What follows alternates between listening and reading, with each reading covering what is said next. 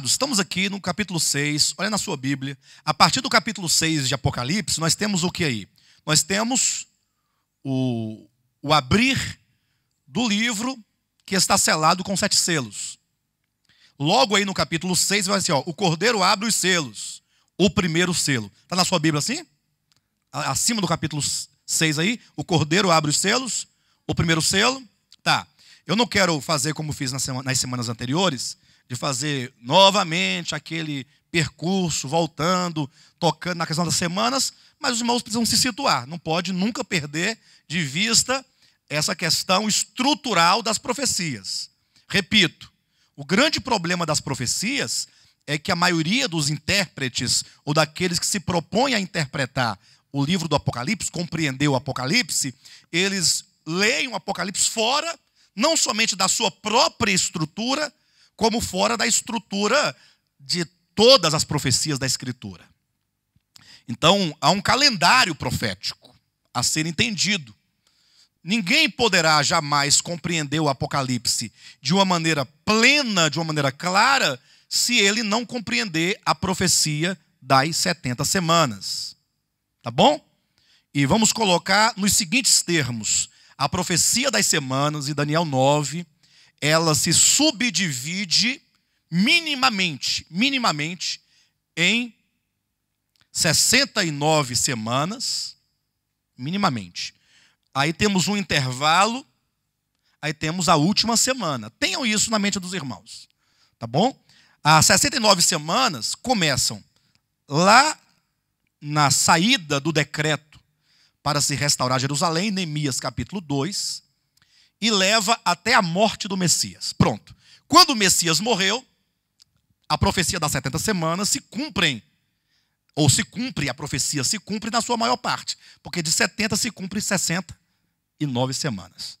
E aí vem o grande mistério, porque a igreja é um mistério. E Jesus já disse que a igreja era um mistério quando ele falou em Mateus capítulo 12, a respeito, capítulo 13, 13, é verdade, quando ele fala sobre os mistérios do reino dos céus. Aí vocês vão encontrar 7 parábolas em Mateus 13. A parábola do semeador, a parábola do trigo e do joio, aí vem a parábola do grão de mostarda, aí vem a parábola do fermento, aí vem a parábola da pérola de grande valor, aí vem a parábola do tesouro escondido, e por fim, a parábola da rede e dos peixes. Jesus fala que ali é um mistério.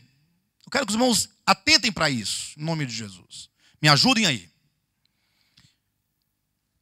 Quem quiser abrir em Mateus capítulo 12 e 13, pode abrir, porque são 2 capítulos extremamente importantes para se entender o que acontece por ocasião da morte de Cristo. O que acontece? O que nós temos aí? No capítulo 12 de Mateus. Nós temos a cura de um homem que estava possesso, a cura de um homem mudo e surdo, é isso? Olha na sua Bíblia aí. Cego e mudo. Mudo, cego. Endemoniado. Endemoniado, cego, mudo. É isso? Engraçado, é? Na verdade, a cegueira e a mudez dele existiam em razão do demônio. Era o tipo de doença que não era patológica, era espiritual. Porque existem doenças patológicas e doenças espirituais. Tem aquele que é surdo e é uma doença mesmo física. Não é um demônio. Mas há casos em que há pessoas possessas de um espírito de enfermidade que a deixa surda. E nesse caso aí do texto, Mateus 12, nós temos isso aí. Então, olhe para esse texto aí. Observe. Acompanhe aí. Nós temos no caso aí, Jesus cura esse homem. Tão logo Jesus expulsa o demônio desse homem, começa uma controvérsia. Tá aí na Bíblia dos irmãos. Começa uma controvérsia porque os líderes religiosos não queriam admitir que Jesus Cristo pudesse expulsar o demônio de um homem. Como pode ser isso? Aí eles diziam, como é que ele pode ser um transgressor do sábado? que ele fez essa cura? Exatamente no dia de sábado. Como é que ele transgride o sábado? E se ele transgride, ele é um pecador. E se ele é um pecador e está em desarmonia com a lei de Deus, como é que Deus pode operar por meio dele? Vocês estão entendendo a história? Começa essa controvérsia. Eles ficam ali discutindo que Jesus certamente não poderia operar pelo poder de Deus. Não era possível isso. Uma vez que no olhar e no pensar dos fariseus e dos escribas, Jesus era um transgressor. O que acontece então, nesse momento? Aí Jesus começa a falar para ele o seguinte, olha, que neste momento eles estavam pecando contra o Espírito Santo de Deus. Tanto é que os versículos aí, deixa eu me situar aqui. Mateus capítulo 12, os versículos 31 e 32 fala sobre o pecado contra o Espírito Santo. Está aí na Bíblia dos irmãos? Ou seja, quando esses fariseus e escribas, eles conferem a obra do Espírito Santo ao demônio, Jesus fala que eles já estavam pecando contra o Espírito Santo. Os irmãos sabem que o pecado contra o Espírito Santo é o único pecado que alguém pode cometer que não tem perdão. Ou seja, o pecado contra o Espírito Santo não é perdoado nem neste mundo e nem no porvir, nem no mundo vindouro, nem na era do reino milenar. Pecou contra o Espírito Santo, essa pessoa e se encaixa exatamente naquele texto de Hebreus capítulo 6, versículo 4 em diante, que fala daqueles que uma vez caíram, é impossível outra vez renová-los ao arrependimento. Ou seja, se é impossível, é porque esse pecado não tem perdão. Então aqui, esses judeus aqui, nesse momento eles pecam contra o Espírito Santo. Os irmãos entendem isso que eu estou dizendo? Só que esse pecado contra o Espírito Santo era um pecado coletivo. Olha só o versículo 43 ao 45. Observa. Os irmãos veem que nós estamos discorrendo aqui o quê? O capítulo 12. Não é? Capítulo 12. Jesus é o Senhor do sábado, lá onde os discípulos colhem espigas. Depois, no versículo 9, o homem da mão ressequida é curado em dia de sábado. Depois ele cura o homem endemoniado no dia de sábado. Aí olha o que acontece no versículo 43. Olha, quando o espírito imundo sai do homem, Jesus havia expulsado o demônio deste homem, ele diz, o demônio anda por lugares áridos procurando repouso, porém não encontra. Por isso diz, voltarei para minha casa de onde saí. E tendo voltado, a encontra vazia, varrida e adornada. Então vai e leva consigo outros 7 espíritos piores do que ele, e entrando habitam ali. E o último estado daquele homem torna-se pior do que o... Não percebem que ele está dizendo daquele homem demoniado? Ele expulsou o demônio de um homem. Ele diz, olha, o demônio saiu. Agora ele vai andar, o demônio, por lugares áridos, secos, procurando repouso. E aí ele não vai encontrar. Aí o que ele faz? Ele volta. Ele diz, voltarei para a minha casa de onde saí. E ao chegar na sua casa, que é aquele homem, e se ele encontrar essa casa vazia, varrida e adornada, por que vazia? Porque vazia, varrida e adornada. Vazia porque o habitante, que era o demônio, saiu. Varrida e adornada é porque quando o demônio sai do homem, a vida humana dele se restaura. Porque há muita degradação no homem que é gerada pela presença de espíritos imundos. Os irmãos entendem isso? Pessoas totalmente destruídas, acabadas. Porque há um espírito ali consumindo aquele homem, levando-o a fazer coisas que destroem a sua vida. Esse demônio saindo, a vida da pessoa se restaura. Então, fica varrida, limpa, algumas coisas deixam de serem feitas, e adornada. Mas o demônio, encontrando essa casa vazia, o que ele faz? Ele volta e traz consigo quantos com ele? Mais 7 piores do que ele. E o estado desse indivíduo fica pior. Aí olha o finalzinho do texto. Assim também. Está aí na sua Bíblia? 45. O que diz aí?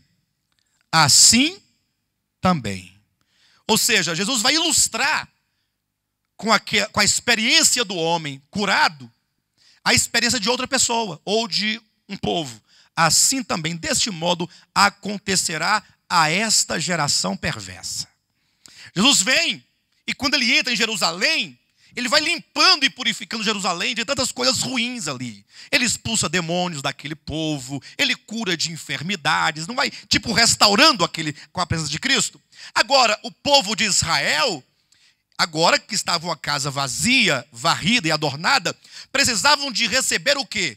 Um novo morador, um novo habitante. Tinham que receber a Cristo. Uma vez que eles não receberam a Cristo, a casa ficou vazia, ficou varrida e adornada. E, portanto, a condição da nação, depois que eles rejeitaram o Messias, se tornaria pior do que o seu estado antes de Cristo ter vindo ao mundo.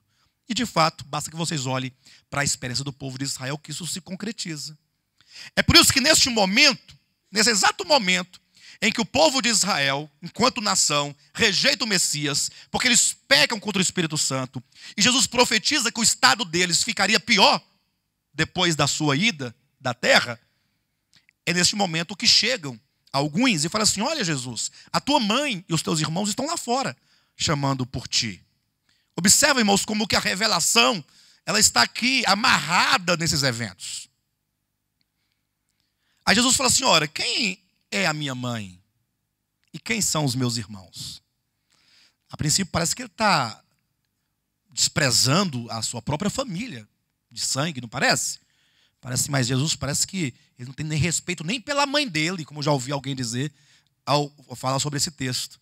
Mas observa o que está sendo dito. O povo de Israel era o povo que podia dizer que era sangue, participante do mesmo sangue de Cristo, humanamente, porque Jesus ele vem da linhagem de Israel, ele vem da tribo de Judá, né, da descendência de Davi, da tribo de Judá. Só que agora ele diz: olha, o meu povo, a minha família, não são mais minha mãe e meus irmãos. Não. Como que ele estivesse cortando os laços com o seu próprio povo. Vocês estão entendendo isso ou não, pessoal? Observe isso. Quem é a minha mãe e quem são meus irmãos? O seu povo acabara de pecar contra o Espírito Santo. Está aí nos versículos anteriores. Agora ele falou: a minha mãe, meus irmãos, ou seja, o povo, o meu povo agora, não é aquele que participa de carne e sangue, representado aqui pela mãe e pelos seus irmãos, mas é aquele que faz a vontade do meu Pai Celestial. Então aqui se profetiza o quê? Que o povo de Israel, enquanto nação, findaria ali essa relação, porque agora Jesus vai se relacionar não com o seu povo consanguíneo, mas vai se relacionar com qualquer um, desde que este um faça a vontade do Pai Celestial. Isso aqui se traduz em João capítulo 1, versículo 11 e 12. Veio para o que era seu, mas os seus não o receberam. Mas a todos quantos o receberam, ele veio para o seu povo. Mas os seus patrícios, não o receberam. Foi o que aconteceu. E agora? Uma vez que ele é rejeitado? Agora, a todos quantos o receberam, deu-lhes o poder de serem feitos filhos de Deus. Os irmãos percebem que por ocasião da morte de Cristo, quando se consuma,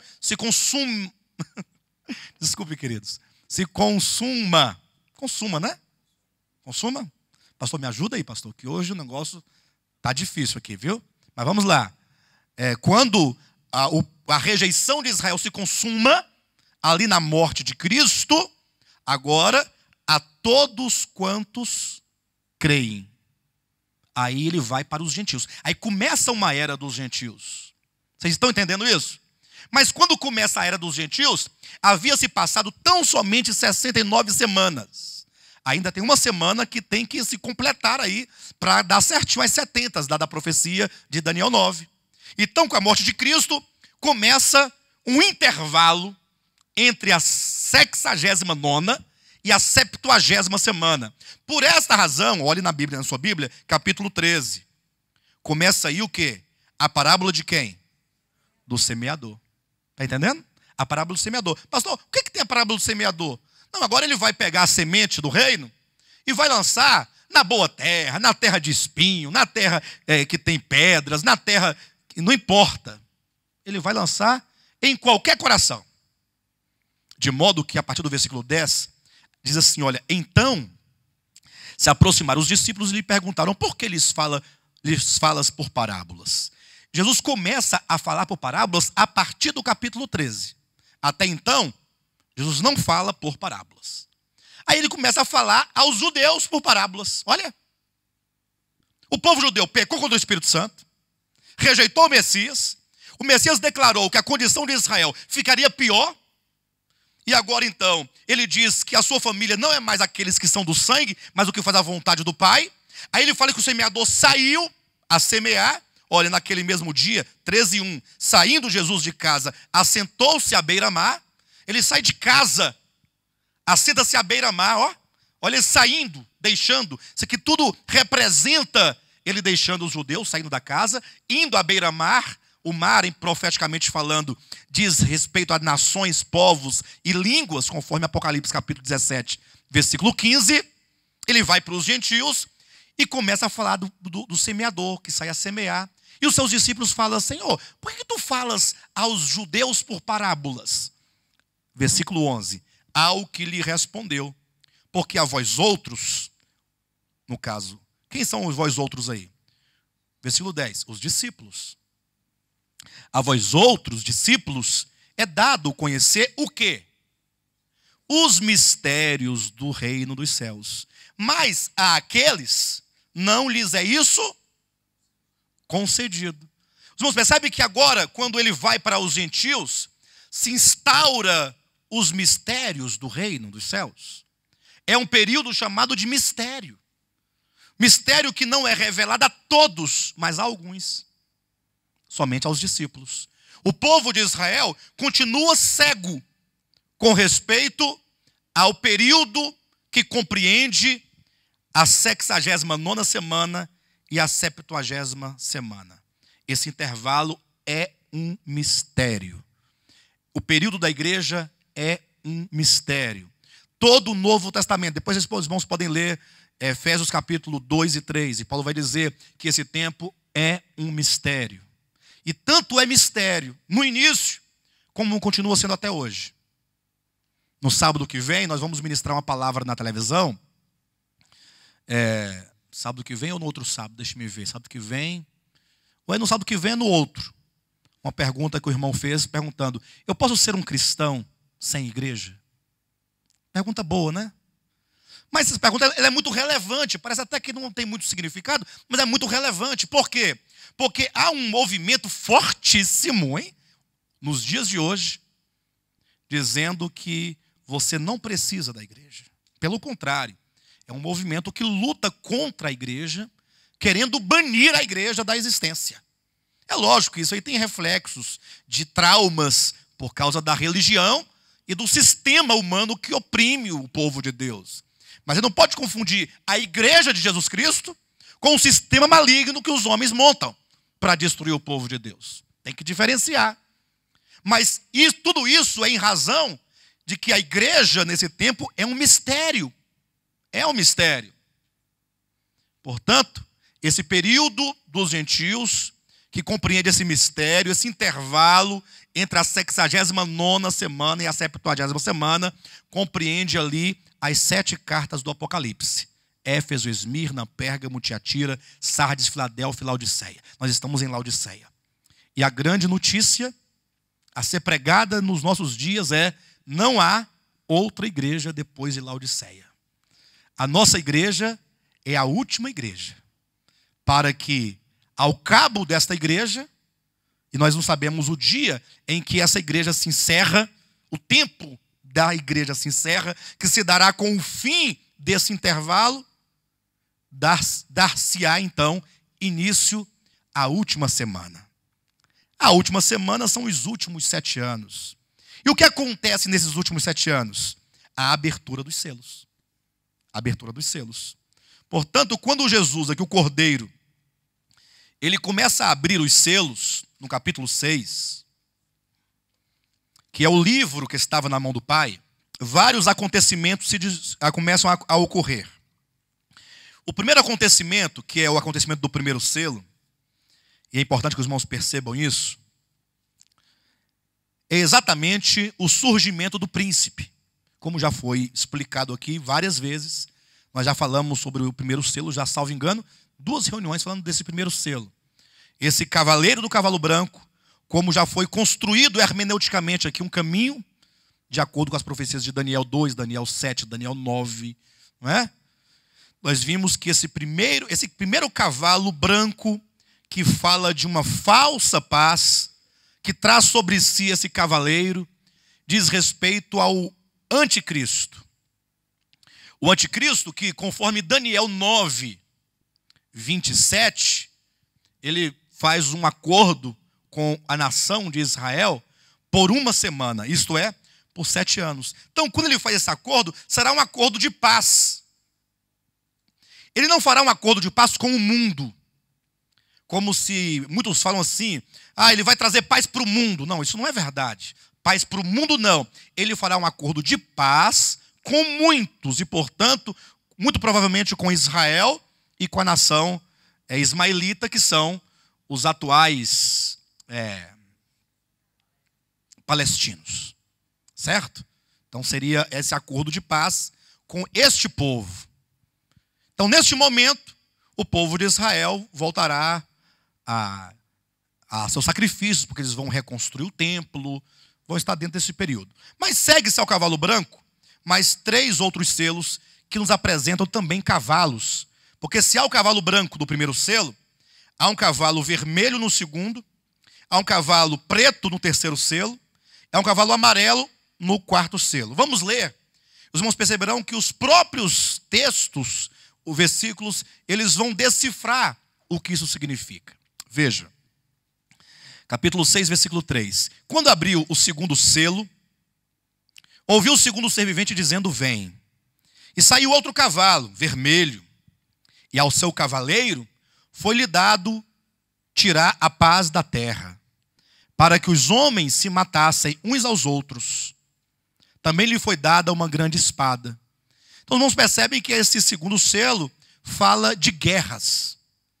É um ser que, cavalgando num cavalo vermelho, porque o vermelho indica o sangue, o derramamento de sangue. Então, esse ser, de quem é dito, foi-lhe dado tirar a paz da terra, para que os homens se matassem uns aos outros. Foi-lhe dada uma grande espada, a espada como símbolo da guerra. E, portanto, pensem comigo, muitos falam assim, pastor, mas isso já está acontecendo. A guerra do Iraque, e teve a guerra do Afeganistão, e agora tem a guerra lá na Síria, e tem a guerra... Aí tem que pensar mais, porque está acabando as guerras, né? E eu me lembro que eu era criança ainda, e a minha mãe falava, meu filho, nós estamos vivendo já o princípio das dores. Ali em Mateus capítulo 24, quando Jesus fala sobre o princípio das dores, ele fala, haverá muitos falsos profetas e falsos cristos que enganarão a muitos. Não tem lá? Depois diz, e haverá, se levantará nação contra nação, reino contra reino, falando das guerras. Haverá terremotos em vários lugares, haverá fome. Então fala dos falsos cristos, dos falsos profetas, aí fala da guerra, aí fala da fome e, consequentemente, da morte, porque se a guerra e a fome, a morte, portanto, falsos cristos, guerras, fome e morte. Então, minha mãe dizia, isso já está acontecendo, é o princípio das dores. Mas quando nós lemos aqui a Escritura, nós sabemos que o segundo selo, ou o segundo cavalo, ele segue ao primeiro, não é isso? Ele segue ao primeiro. E o primeiro fala de quê? Do aparecimento do anticristo como um homem, um rei, um político que fará uma aliança de paz. E, portanto, o segundo selo, falando aqui da guerra, ainda não aconteceu. Ele só vai acontecer, ainda que seja concomitantemente ao primeiro. Porque não se pode falar que se abre primeiro o primeiro selo, esperam 2 meses, para então vir o segundo. Aqui a Bíblia não diz de quanto em quanto tempo se abre os selos.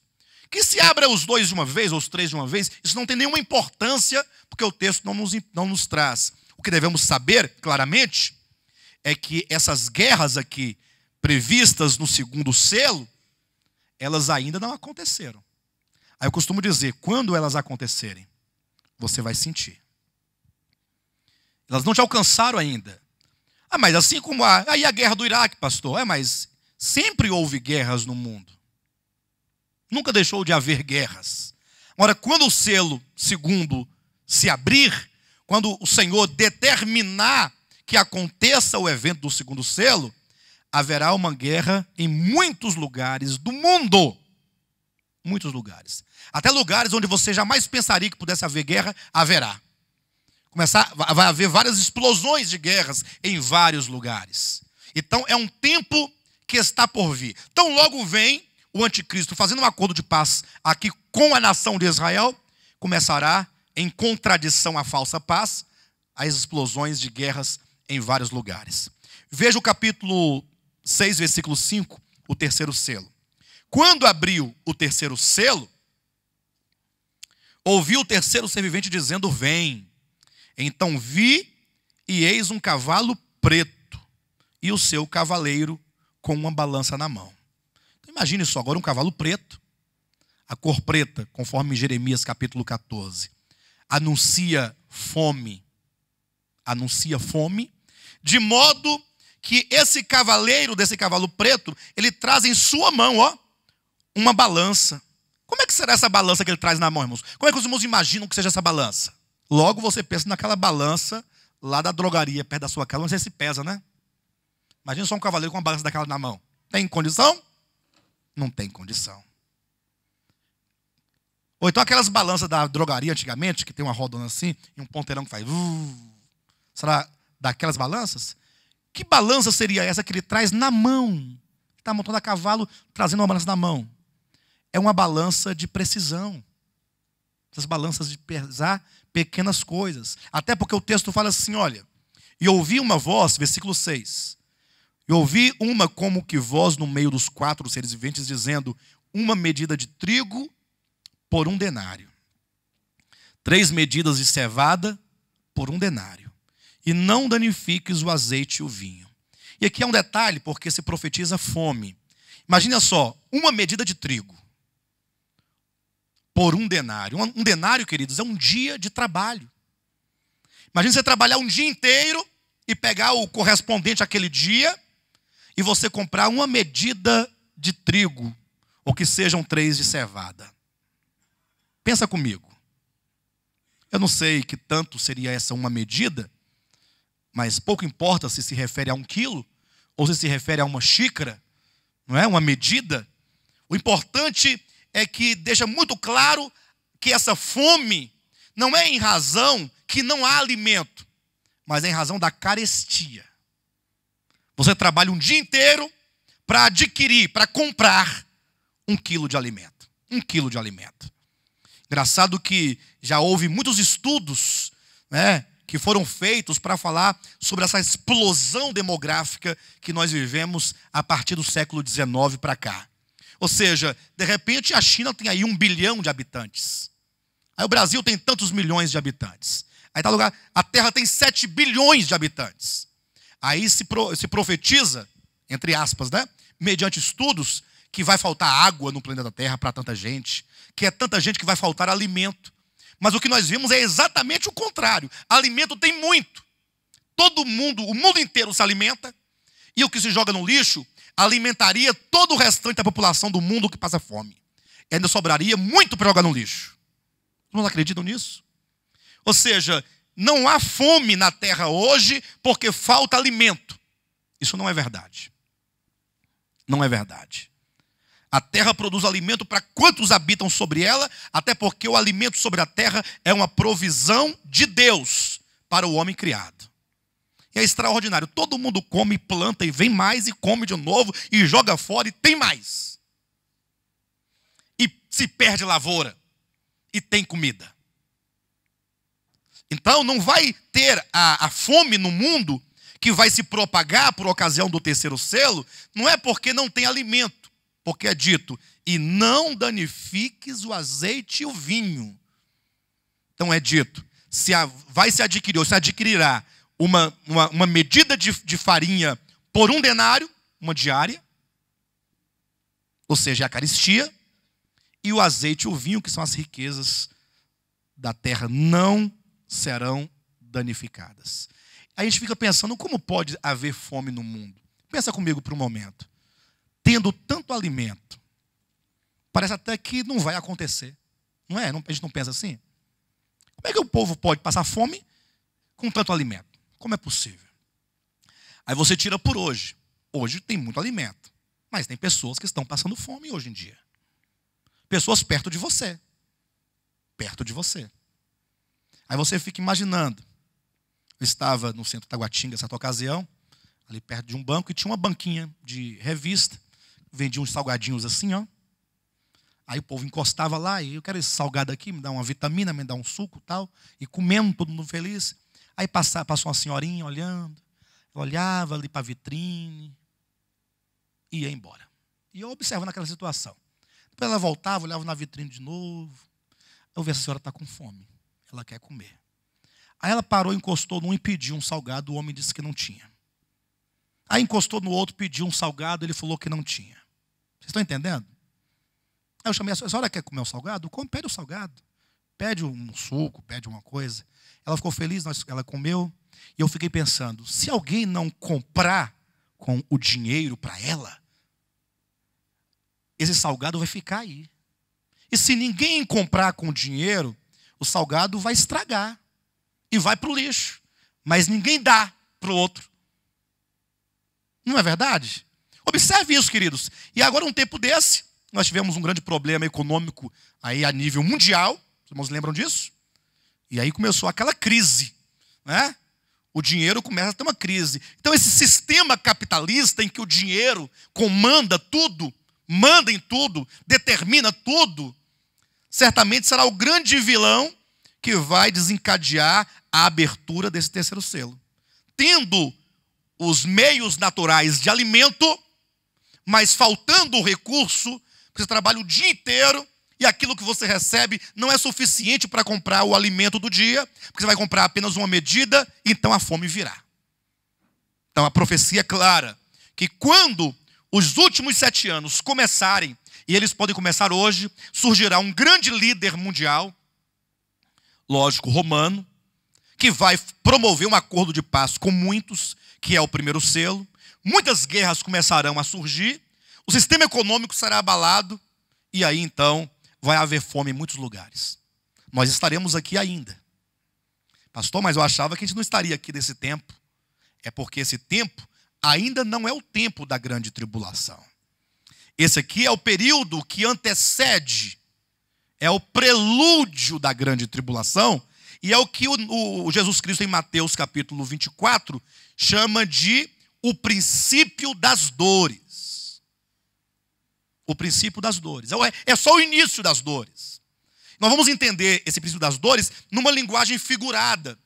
Até porque, quando nós lemos aqui em 1 Tessalonicenses, se você quiser abrir, no capítulo 5, versículos de 1 a 3, veja o que diz. Irmãos, relativamente aos tempos e às épocas, não há necessidade de que eu vos escreva. Os irmãos encontraram?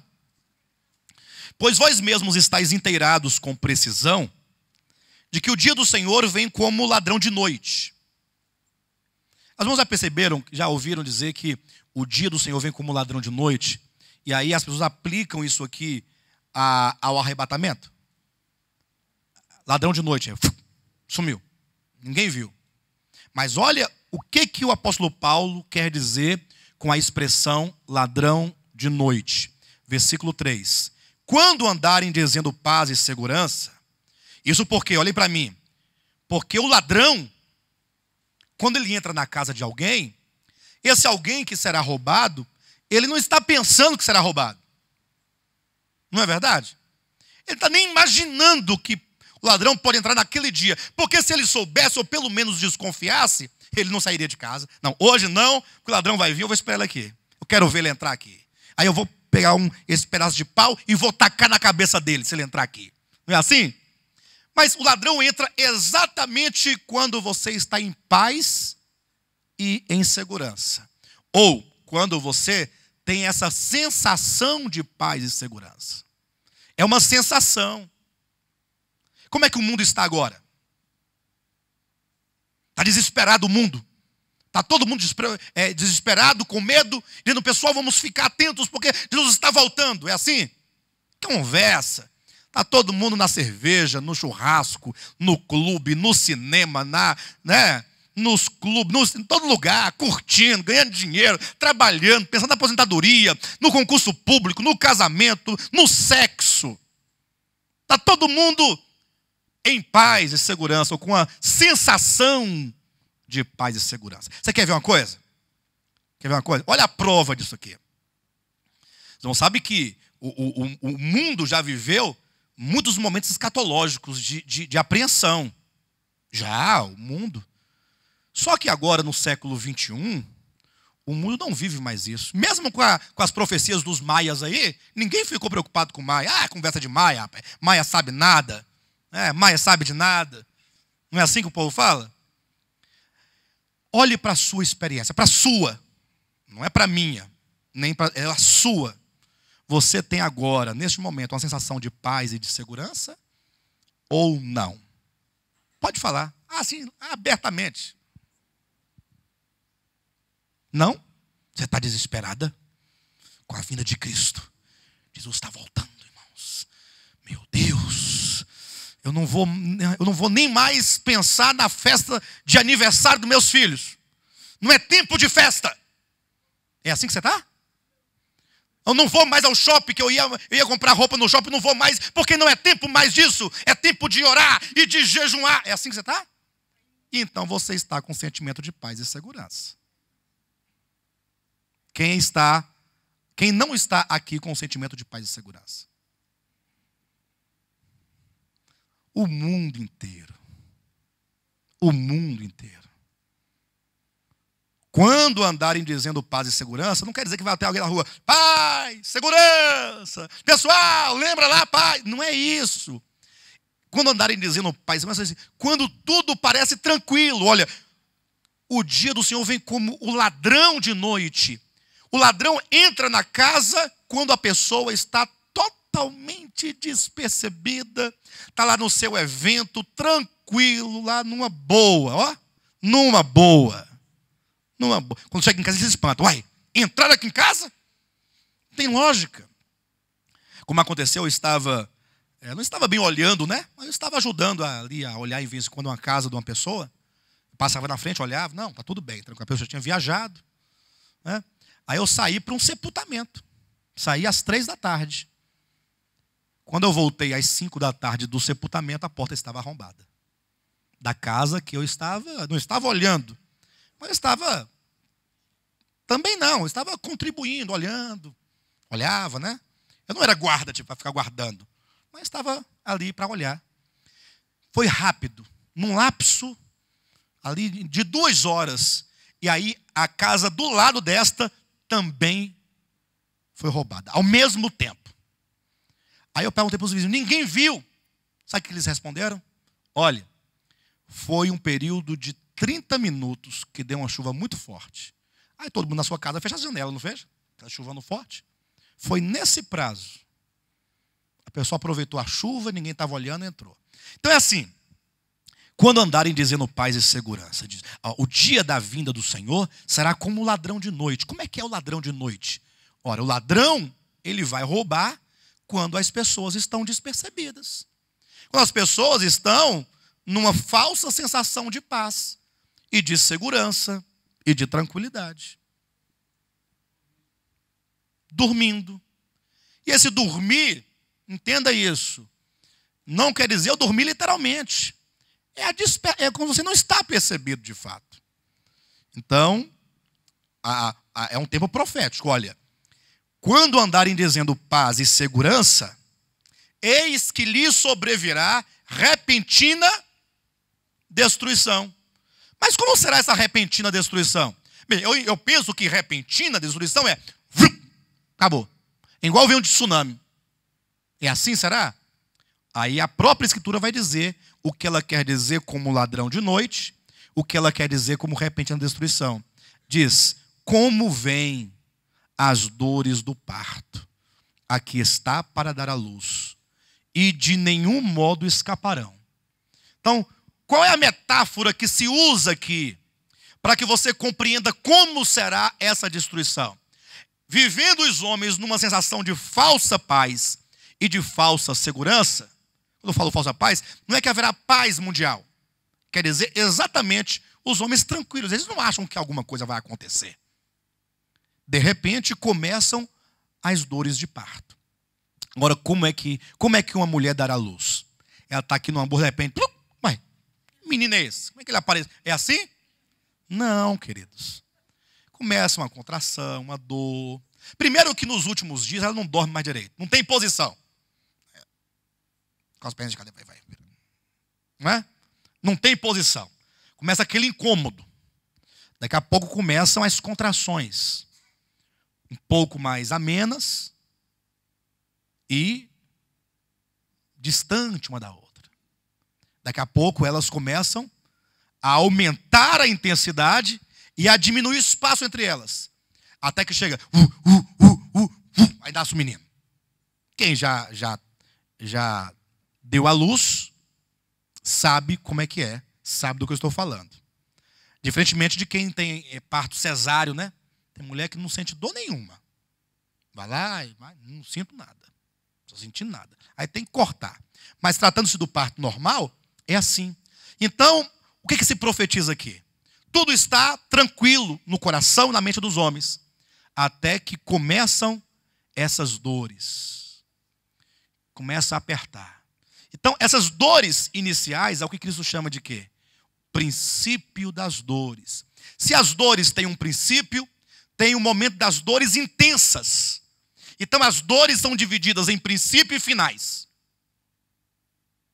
As dores iniciais constituem-se no princípio das dores, que são as guerras, a fome, está lá em Mateus capítulo 24, e também a morte. Por isso que nós temos aqui nos 4 primeiros selos, aí se você comparar esses 4 primeiros selos com Mateus capítulo 24, mais especificamente, deixe-me abrir aqui no capítulo 24 de Mateus, quando diz assim no versículo 8 em diante, olha, porém tudo isto é o princípio das dores. Está vendo? É o princípio das dores. Então sereis atribulados e vos matarão, sereis odiados todas as nações por causa do meu nome. Nesse tempo do princípio das dores, muitos hão de se escandalizar, trair e odiar uns aos outros. Levantar-se-ão muitos falsos profetas, enganarão a muitos. E por se multiplicar a iniquidade, o amor de Cristo de muitos se esfriará, de quase todos.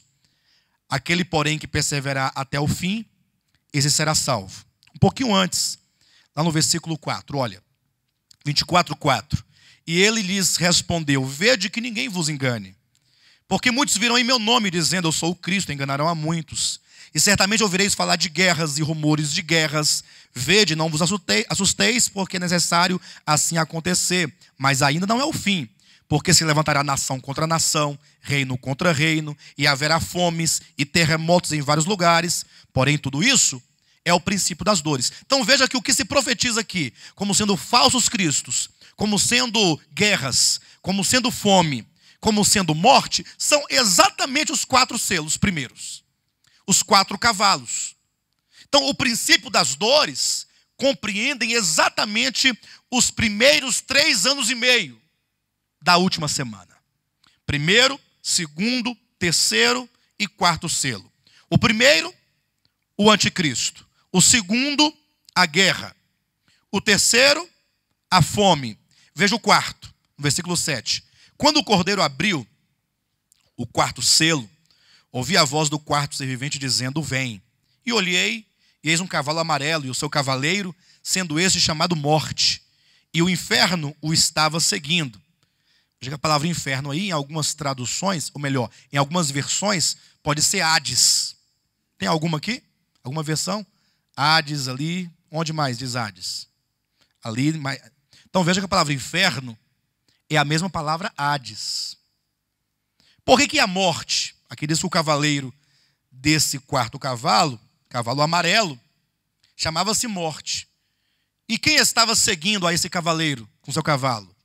O Hades, o inferno. Porque o Hades é o lugar onde os mortos são guardados. A morte ceifa e coloca um indivíduo na gaiola do Hades, ou do inferno, ou do Seol. É por isso que quando o próprio Cristo morreu, ele foi para o Hades. Porque o Hades é o lugar para onde vão todos os mortos. Agora, é lógico que esse lugar dos mortos, chamado Hades, não tem apenas um ambiente, mas três, que é o lugar de tormento, o lugar de descanso, e entre eles, o abismo. Mas há uma palestra sobre esse assunto, chamada 5 minutos após a morte. Está lá no nosso site, os irmãos poderão, a hora que quiserem, olhar. Então é dito que esse quarto cavalo, cavalo amarelo, cujo cavaleiro é a morte, que traz após si o inferno, é dito, e foi-lhe dada autoridade sobre a quarta parte da terra para matar a espada, pela fome, com a mortandade, por meio das feras da terra. Então vejam que esses 4 primeiros cavalos, eles constituem o princípio das dores. Olha para o mundo como ele está hoje. Vivemos momentos de paz e segurança. Sensação de paz e segurança. É lógico que essa paz e segurança, eu até creio que é mais amplo do que essa sensação de paz e segurança. Eu imagino que, pensem comigo, lá no povo de Israel, antigamente, no Antigo Testamento, o povo de Israel estava na iminência de serem castigados por Deus. Na iminência de serem levados cativos à Babilônia ou para a Síria, porque eles estavam transgredindo a lei de Deus e, de acordo com a antiga aliança, eles seriam levados cativos para as nações da terra. Então eles estavam na iminência de serem levados, de sofrerem a disciplina e o juízo de Deus. Aí vinham os falsos profetas, assim de falsos profetas, apregoando o quê? Paz e segurança, dizendo, não, Deus é um Deus de paz, vocês fiquem tranquilos, que nada de mal vai acontecer com vocês. Então a pregação deles era uma falsa pregação, que anunciava paz, quando Deus estava irado, prestes a derramar sobre eles o juízo. Semelhantemente, estamos hoje vivendo um momento da iminência da segunda vinda de Cristo. Estamos vivendo a iminência do Senhor, começar os últimos 7 anos, que serão tempos de juízos, a começar pelo princípio das dores, depois a grande tribulação. Mas o que os profetas estão pregando hoje nas igrejas? Paz e segurança. O que eles falam? Que nós somos o povo de Deus. E como tal, nós não podemos, nós temos que ser ricos e prósperos e abençoados. Porque Deus quer abençoar o povo de Deus, ou o seu povo. Não, eu não duvido que Deus queira nos abençoar, mas olhe com um olhar escatológico, olhe para a condição do povo de Deus. Vivemos em tempo de se pregar a iminência desses juízos e a iminência da volta do Senhor. Um tempo de arrependimento, um tempo de alerta. Entretanto, a pregação que se ouve é de paz e de segurança, quando os profetas de Deus deveriam anunciar juízo. Então, esse tempo de paz e segurança fala de uma sensação e de um sentimento de falsa paz e de falsa segurança, mas certamente também profetiza a voz mentirosa dos falsos profetas na iminência do juízo divino. Os irmãos estão entendendo perfeitamente? De maneira que estamos aqui vivendo tranquilamente. Mas se hoje, digamos, teoricamente, se encerrar ou se encerrasse a era da igreja, e para que isso aconteça, 2 grandes eventos vão determinar isso. O primeiro nós não vamos ver. O segundo será possível identificá-lo. O primeiro que nós não podemos ver diz respeito à salvação do último eleito gentil da parte de Deus. Porque os gentios, eles têm que alcançar uma plenitude de salvação. O tempo dos gentios é destinado para que Deus salve também os gentios, como ele salvou e vai salvar Israel. Porque Deus vai salvar Israel e gentios. O tempo dos gentios é um tempo de graça em que o Senhor trabalha com a sua igreja para salvar aqueles que são seus eleitos. Quando esses eleitos atingirem a plenitude, que não haverá mais salvação, a porta da graça se fecha. Ou se fechará. E aí, fechando a porta da graça, será o momento em que nós não vamos ver. Será um evento que ocorrerá no universo, mas não é possível que você identifique esse momento. Porque você não sabe quem é o último eleito, nem onde ele se encontra, nem quando será salvo. Mas está acontecendo esse evento, que será um evento no mundo invisível, porque não será possível tocá-lo ou vê-lo, virá o segundo evento, esse será possível identificar, que é o primeiro selo sendo aberto. Abrir o primeiro selo é como que acontecesse. O pai falasse, olha filho, enfim, encerramos a era dos gentios, retomemos os últimos 7 anos. Aí, abre o primeiro selo. Aí surge o líder romano, que fará aliança com muitos por 7 anos. Abre-se o segundo selo. Aí começam guerras em vários lugares. Abre o terceiro selo. Fome em vários lugares, em razão da carestia, não em razão da falta de alimento. Abre-se o quarto selo. Mortes em vários lugares da terra. Mas é morte para valer. Morte de praga, de doença, de enfermidade, de epidemia, de fome, de guerra. O mundo vai começar a viver um caos. Quando o mundo pensar que está vivendo um caos, você pode gritar, é apenas o prelúdio. É apenas o princípio das dores. É o começo. Como vêm as dores de parto? Ninguém vai escapar. Não tem como escapar. Diga amém. Que maravilha, irmãos, esse tempo. Que coisa maravilhosa. Não porque haverá sofrimento, mas é porque o Senhor está às portas. Logo, logo, nós veremos a face dele. E para aqueles que não acreditam, não precisa acreditar. Vai acontecer do mesmo jeito. Deus não precisa da sua fé para que isso aconteça. Ele é soberano e ele fará. E se você for um salvo, porque tem muito salvo incrédulo, porque uma coisa é crer em Jesus Cristo, outra coisa é ter uma fé escatológica sensível para perceber esses fenômenos. E porque muitos não têm um desenvolvimento dessa fé escatológica, acabam por crer em Jesus Cristo, mas ser bem, não, calma, para que essa coisa toda? Calma, para de besteira. Não vai vir nada, vem, mas não é assim não. Vem, mas não é desse jeito não. Como é que é? Não é. Eu sei que não é assim. Aí você verá que essas coisas acontecerão. 4 grandes eventos, 4 primeiros selos vão montar um cenário de dor, em que os homens nada podem fazer para se livrar disso. Mas é apenas o princípio das dores. É o prelúdio das dores que ainda virão. Mas veja que tem o 5º selo. E esse 5º selo é exatamente a transição. O 5º e o 6º selo constituem-se na transição do princípio das dores para as grandes dores. Do princípio das dores para as dores intensas. Do princípio das dores para a grande tribulação. Porque no 5º selo, quando o 5º selo se abrir, não será um evento que você verá acontecer na terra. Porque ele não acontecerá sobre a terra. Ele acontecerá debaixo da terra, debaixo dessa terra na qual estamos pisando, aqui no meio dessa terra, em contato e comunicação com os céus de Deus. Mas para que vocês entendam o que esse selo vai significar, tem um texto que eu gostaria que vocês lessem comigo rapidamente. Filipenses, capítulo 2, versículo 10. Encontraram? Veja o que esse texto diz. Observe, porque muitas vezes nós lemos a Bíblia, mas parece que nós não lemos, porque nós não atentamos para o que se diz. Até porque me parece que há um desinteresse total no que diz a Escritura. Na maioria das vezes nós lemos a Bíblia procurando encontrar alguma coisa que nós estamos atrás. Queremos encontrar um versículo para fundamentar a minha teoria.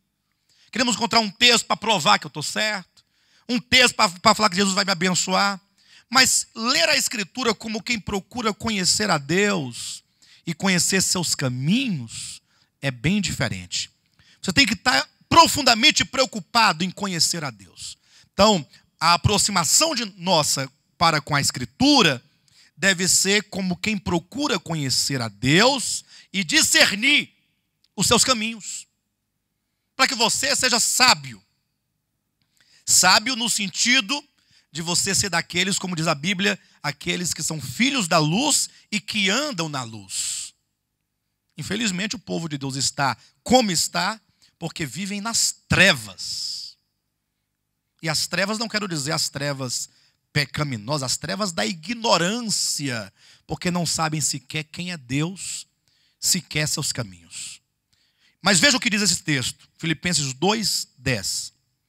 Para que ao nome de Jesus se dobre todo o joelho. Estão vendo aí? O que significa todo o joelho? Inclui todos os joelhos. Nenhum joelho deixará de se dobrar diante dele. Concordam comigo? Estou adulterando a Escritura? Mas por quê? Por que não fala dobrarão os joelhos? Porque todo o joelho. Aí ele vai especificar, nos céus.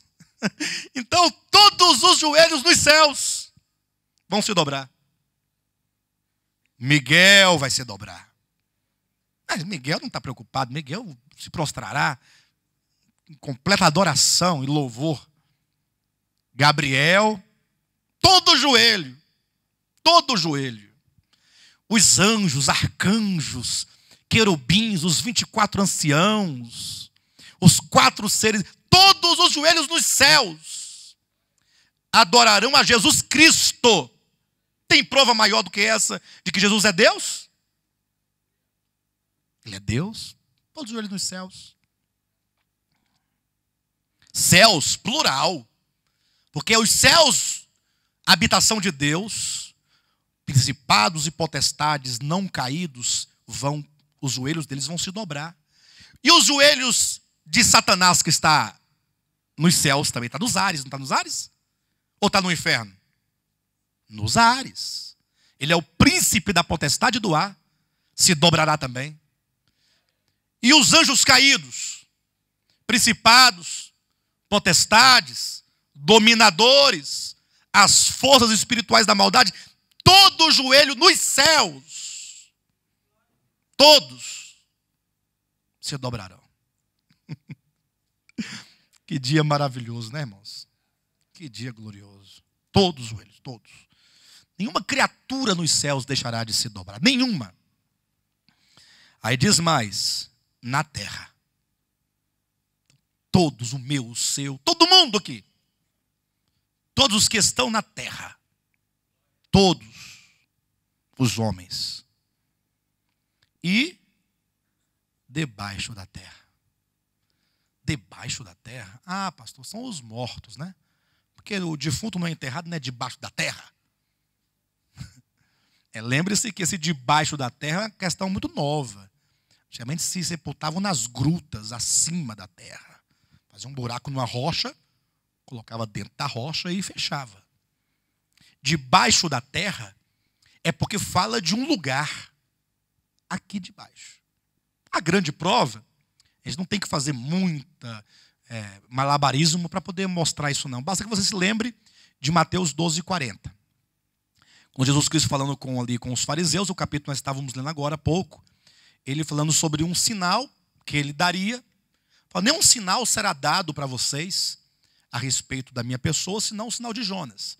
Aí ele fala no 40, assim como Jonas esteve 3 dias e 3 noites no ventre do grande peixe.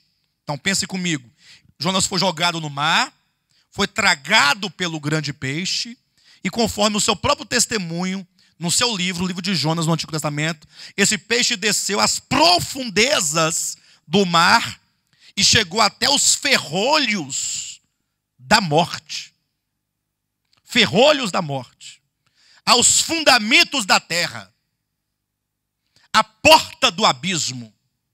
Olha as expressões que Jonas usa. Vai ser metáfora, pastor, para dizer que desceu muito fundo. Mas Jesus falou, assim como Jonas esteve lá, o Filho do Homem estará 3 dias e 3 noites no coração da terra, no seio da terra. Pastor, mas não é a sepultura? Não, então você não vai me dizer que aquela gruta lá em Jerusalém é o coração da terra, vai? Você está de brincadeira, tá não? E para que não tenha nenhuma dúvida, Efésios 4:7 diz que quando Cristo morreu, ele desceu, ele desceu às regiões mais baixas da terra. Mais baixas da terra. Isso porque o lugar para onde ele vai, e Pedro nos revela o nome desse lugar. Está em Atos capítulo 2, abra a sua Bíblia. Pedro revela isso. No seu primeiro sermão, capítulo 2, versículo 24.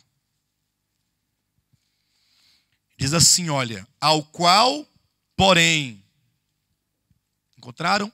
Atos 2, 24 em diante. Ao qual, porém, Deus ressuscitou, rompendo os grilhões da morte, porquanto não era possível fosse ele retido por ela. Por ela quem? Ele quem? Jesus. Deus ressuscitou a Jesus, rompendo os grilhões da morte, porquanto não era possível que Jesus Cristo, morto, fosse retido pela morte. 25. Porque a respeito dele quem? De Jesus Cristo, diz Davi. Ou seja, Davi profetizou a ressurreição de Cristo. Então, quando Davi profetizou, o que Davi disse profeticamente a respeito da ressurreição de Cristo? Porque a respeito dele diz Davi, diante de mim, quem é esse mim aqui? Quem é esse mim aqui? Davi? Muito bem, vamos pensar que seja Davi. E vamos continuar para ver o que o texto vai dizer, tá bom? Vamos ler o versículo 25. Porque a respeito dele, não é a respeito de Davi. Davi não disse a respeito de si mesmo. Davi disse a respeito dele. Quando Davi disse assim, diante de mim, ele não está falando dele próprio. Ele está se referindo a uma outra pessoa. Mas quem disse não foi Davi? Quando Davi falou diante de mim, não era Davi? Davi, naquele momento, se colocava profeticamente como Cristo. A experiência de Davi profetizava Cristo numa experiência de morte e de ressurreição. Mas deixa o texto dizer por si mesmo o que eu estou dizendo. Porque a respeito dele, a respeito de Cristo, diz Davi, diante de mim via sempre o Senhor, porque está à minha direita, para que eu não seja abalado. Eu quem? Agora é Jesus, né? Agora há pouco era Davi. Mas vamos continuar. Então imagine só, Jesus dizendo, Jesus morreu na cruz. Pai, a ti entrego o meu espírito. Dizendo isso, expirou. Aí a alma sai do corpo. Não sai? Ou não sai? Só abre um parênteses aqui. Os adventistas e os testemunhos de Jeová não creem na existência da vida após a morte. Na alma, eles não creem. Do homem. Aí querendo aplicar isso a Jesus Cristo, querendo provar, diz que quando Jesus Cristo morreu, ele não foi para lugar algum, porque o corpo foi para a sepultura e o espírito foi para Deus. Olha. Vento. Nesse caso, o Filho encarnado, que é eterno, teria o quê? Desaparecido. Não, nesse caso, só que eles não falam isso. Mas é uma conclusão lógica. Antes de o verbo se fazer carne, ele não era o verbo lá? Esse verbo não se encarna? Esse verbo não sofre a morte? E quando ele morre na sua morte física, esse verbo agora não, ele vai ficar aqui dentro? Vai ficar na sepultura? Não, esse ser divino encarnado deixa o corpo na sepultura e agora ele vai para o Hades. Porque quem morre deve ir para o Hades. Olha o texto. Diante de mim, aí quando o Senhor sai do seu corpo, Ele tem que ir ao Hades, mas imagine só que o Hades é o maior inimigo de Deus. O maior inimigo é a morte. 1 Coríntios 15, 26. Certo? O maior inimigo é a morte. O último inimigo a ser vencido será a morte, que vai fechar a vitória eterna de Deus sobre todo o mal. Agora imagine que a morte, quando alguém morre, ele é tragado por ela, ó, e ela ameaça dizendo que esse indivíduo não pode mais sair daqui.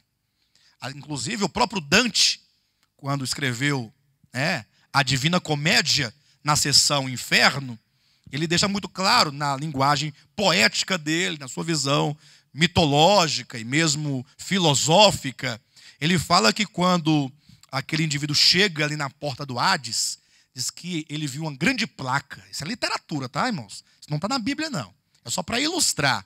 Ele viu uma grande placa escrita assim: deixem, ou deixai aqui, toda a vossa esperança. Imagine. Deixai aqui toda a vossa... O que quer dizer com isso? Daqui para dentro, esquece.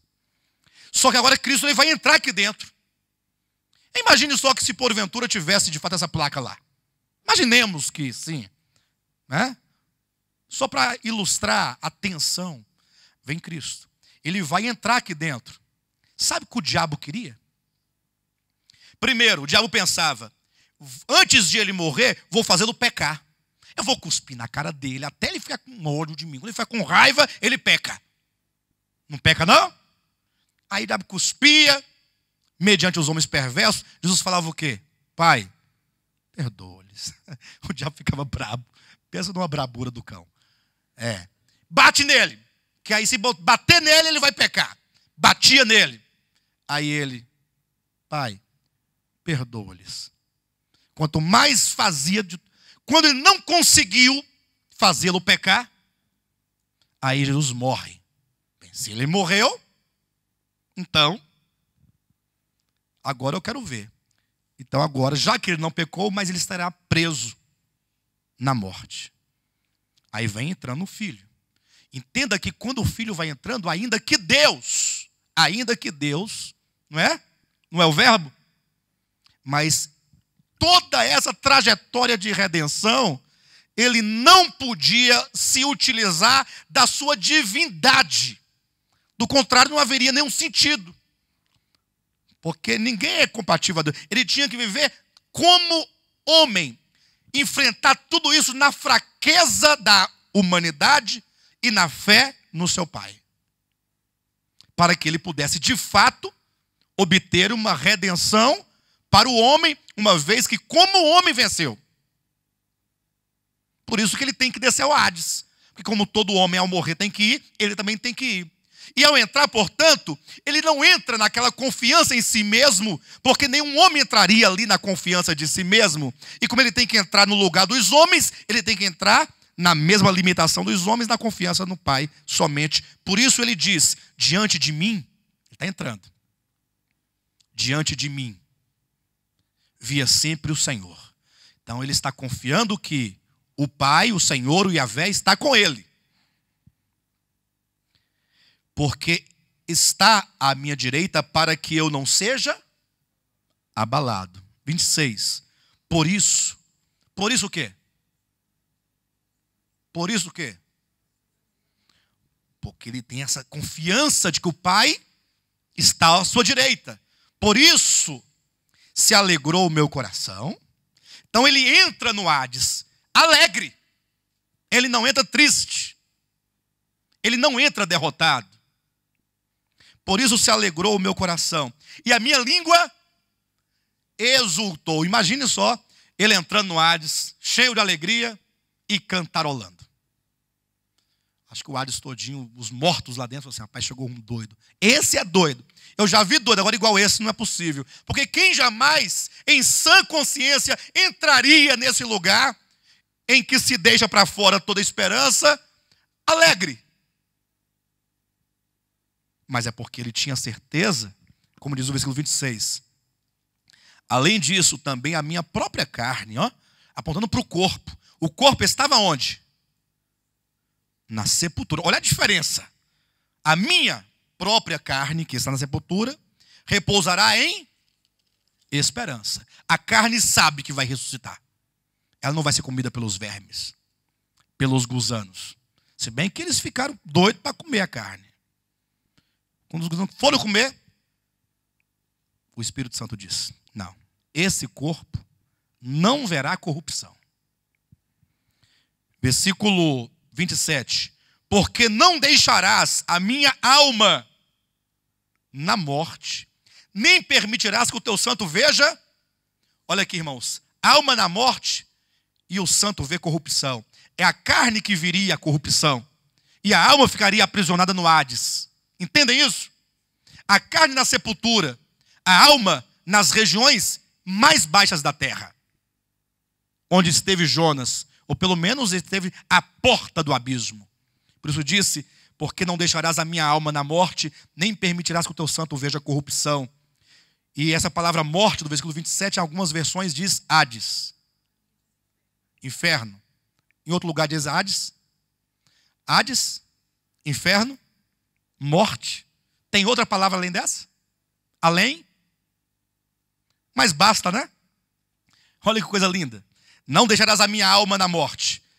Não deixarás a minha alma no? Não deixarás a minha alma no? Percebem como se trata do mesmo lugar? Sim ou não, pessoal? Glória a Deus. Os irmãos têm que dizer amém. Os irmãos estão entendendo. Versículo 28. Fizeste-me conhecer os caminhos da vida, encher-me-ás de alegria na tua presença.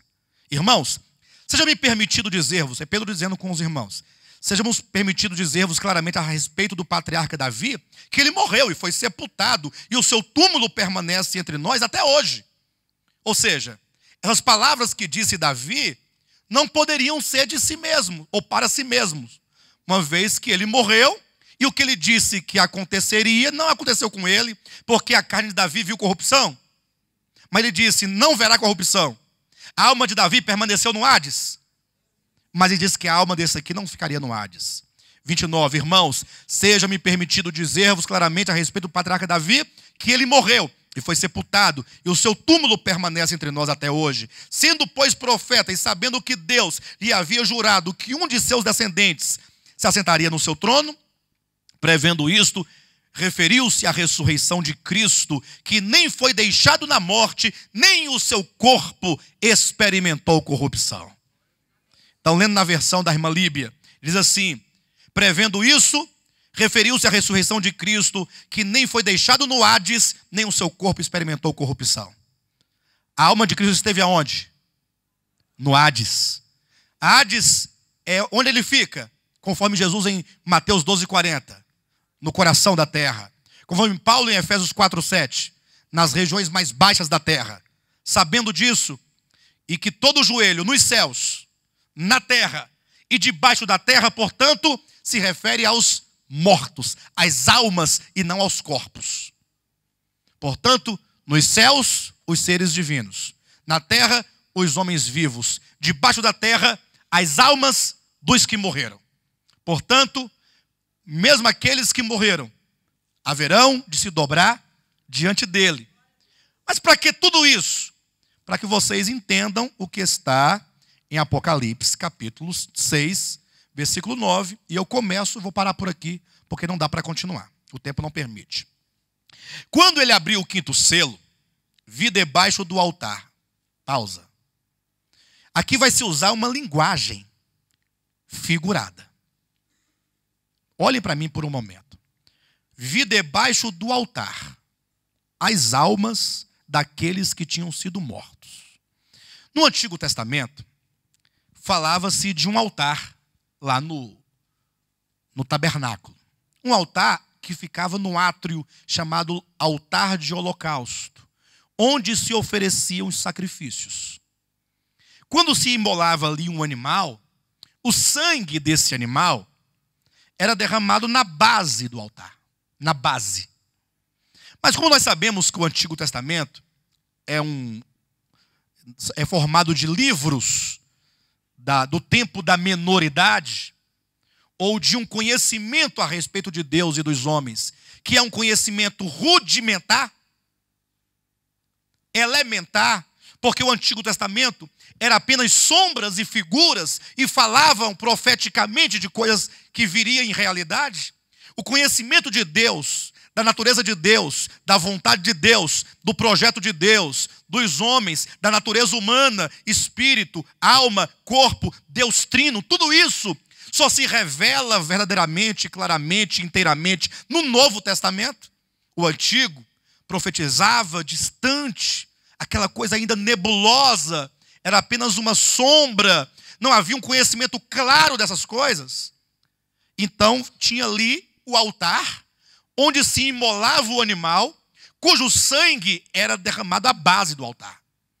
Ora, se o cordeiro ali imolado representava Cristo, que morreu no Calvário, Monte Calvário, o altar significa o quê? A terra onde ele é imolado, que não é imolado nos céus, imolado na terra, sobre o altar. O Calvário era como se fosse o altar.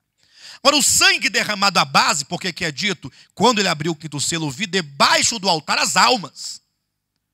Almas debaixo do altar, isso porque o sangue era derramado na base do altar. E conforme uma linguagem ainda rudimentar do Antigo Testamento, o sangue era a vida, era como se fosse a alma do ser. Por isso é que o sangue era derramado naquela base. Então, no Novo Testamento se diz que as almas dos que morrem vão para debaixo do altar, que seria debaixo do Calvário, que é abaixo da terra. Portanto, essas almas estão no Hades, como já foi dito agora há pouco, com tantos textos apresentados para que se compreenda para onde vão as almas daqueles que morrem. Quando diz, portanto, quando ele abriu o quinto selo, vi debaixo do altar as almas daqueles que tinham sido mortos, os mortos têm agora suas almas onde? Debaixo do altar, isto é, no Hades. Então, João vê, é lógico que ele vai ver nessa figura, e para nós entendermos essa figura, entendemos o Antigo Testamento. O que ele nos diz, para você fazer a relação. E então essas almas do Hades são almas daqueles que foram mortos por causa da palavra de Deus e por causa do testemunho que sustentavam. Bem, quando abriu o quinto selo, vamos por etapa. Primeiro selo, vem o anticristo no início fazendo um acordo de paz. Segundo, terceiro e quarto selo, desencadeia em toda a terra as guerras, a fome e a morte. Até agora, tudo no espaço físico. Tudo é no âmbito natural. Porque guerra é no âmbito natural. Fome é no âmbito natural. A morte acontece aqui no âmbito natural. Mas, de repente, se vê um âmbito espiritual. O Hades não é físico, não é na terra, é debaixo da terra. E, de repente, ele vê as almas ali. E o que essas almas estão fazendo ali? Versículo 10. Clamaram em grande voz, dizendo. Irmãos, atenção. Em algum momento, a era da igreja vai acabar. Pode ser agora. Pode ser amanhã, daqui a 1 ano, daqui a 10 anos, eu não sei quando. Estamos na iminência. Em algum momento, surgirá o anticristo como um governo, um príncipe romano, fazendo um acordo de paz com Israel e palestinos. Em algum momento, começará a explodir guerras, fome e morte. Em algum momento, essas almas desses mártires vão clamar a Deus. Primeiro mártir, Abel. O último do Antigo Testamento, Zacarias. Não o pai de João Batista. O primeiro do Novo Testamento, Estevão. Agora imagine quantos outros. Até hoje há pessoas morrendo por causa do nome de Jesus, que foram mortos por causa da palavra de Deus. Isso é muita injustiça. Mas é a guerra na qual estamos. É uma guerra cósmica e universal. Em algum momento esses mártires vão clamar dizendo, versículo 10, até quando, ó soberano Senhor, santo e verdadeiro. Esse clamor até quando é uma explosão de um coração inquieto que aguarda o dia em que Deus vai se levantar do seu trono para assumir definitivamente e diretamente o governo. É porque está acontecendo tanta coisa, e os mártires clamando, e os crentes, mas Senhor, tu não fazes nada. Mataram o Estevão, Deus não fez nada. Não tem esse clamor da nossa cabeça, nós crentes? A igreja, no primeiro século, depois no segundo século, vendo milhares e milhares de crentes morrendo, e Senhor, tu não fazes nada. Aí vem a era das trevas, domínio papal, centenas e milhares de santos sendo martirizados, queimados nas fogueiras, esquartejados, empalados, enforcados, apedrejados, crucificados.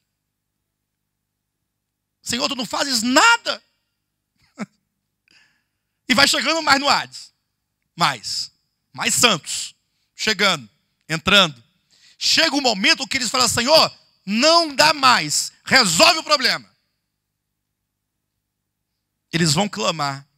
O clamor se dará no momento profético. Na abertura do 5º selo.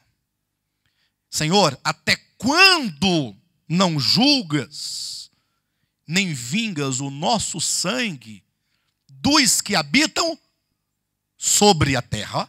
Onde é que eles estão? Debaixo do altar. Vinga o nosso sangue daqueles que habitam sobre a terra. Versículo 11. Então, a cada um deles foi dada uma vestidura branca, e lhes disseram que repousassem ainda por pouco tempo. Esse texto aqui é um dos textos que provam que aqueles que morreram em Cristo não estão nos céus. Estão debaixo do altar. E ainda que aqui neste momento eles recebem vestiduras brancas, é dito, repouse ainda por um pouco. Estão repousando, eles não estão cantando lá com coroa e com harpa na mão, não. Estão repousando no paraíso, aguardando o dia. Foi dito que repousassem ainda por mais um pouco tempo, até que se completasse o número dos seus conservos e dos seus irmãos, que iam ser mortos como eles igualmente foram. Ou seja, olha o seguinte, pessoal, vestiduras brancas para todo mundo, no sentido, olha, vocês foram aprovados, Deus adianta para vocês. O juízo não veio ainda, mas vocês já foram aprovados por Ele. Mas tem que aguardar um tempo, calma um pouquinho, porque ainda muitos como vocês vão morrer, mártires, como vocês. Então, aguenta firme, para se completar o número, portanto, há um número de Marte, ou de mártires. Estevão foi o primeiro do novo, Abel o primeiro do antigo. Você pode ser o último do novo.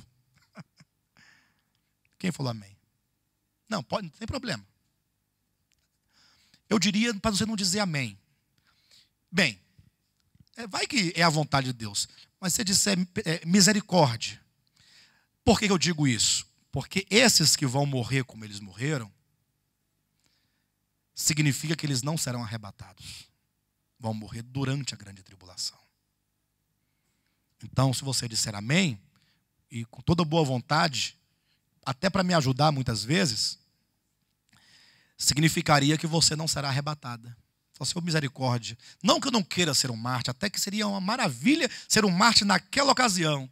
Mas eu poderia ser um mártir nesta ocasião, antes desse tempo, para que eu possa estar entre os arrebatados antes da grande tribulação. Amém?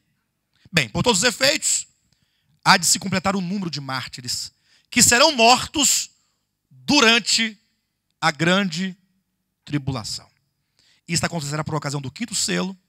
Não há um momento exato, queridos. A Bíblia não diz quando vai ser o primeiro selo, quando vai ser o 4º selo em relação ao primeiro. Não tem isso. Só diz que o primeiro selo se abre com o início da última semana. Ora, se eles vão acontecendo simultaneamente, e é muito provável, as trombetas tocando, simultaneamente os irmãos verão que logo ao chegarmos no 6º selo, depois na 7ª, na 5ª trombeta, vamos observar que muitos acontecimentos são sincrônicos. Enfim, Mas o mais importante é isso. Tenham isso no coração. Quando os mártires clamarem, esse clamor dos mártires determina que Deus começará a agir em direção aos juízos sobre a terra na grande tribulação. Está aí para frente. Salve-se quem puder.